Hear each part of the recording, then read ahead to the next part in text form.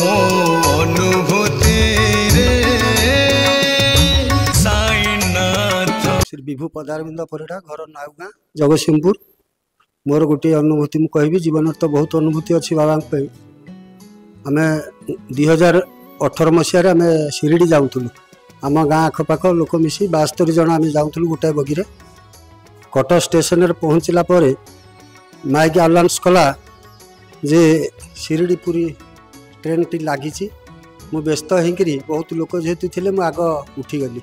उठी जापर से train T छाड़गला आस्ते आस्ते गड़िला। आम कहल लोक रहीगले मुझे तो एका आसीगली कौन ट्रेन छाड़देला कौन।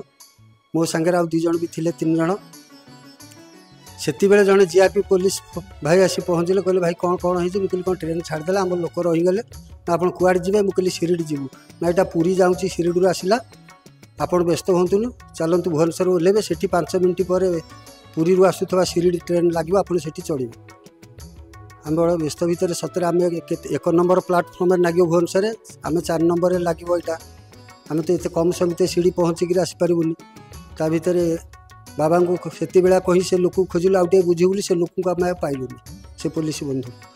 तापर कौन करवा भाई एमती मन व्यस्त भितर रही खाली फोन पर फोन जो मैंने आमर आड़े रहीगले कटक से कर भितर ट्रेन किसी समय भितर भुवनेश्वर लगिला आम जस्ट ओह्लैचु बहुत दक भितर ट्रेन पाइबू कि न पाइबू से माइक आनाउंस कर भुवनेश्वर जे ट्रेन 35 मिनट लेट्रे चली तेणु यात्री मैंने ध्यान दियो।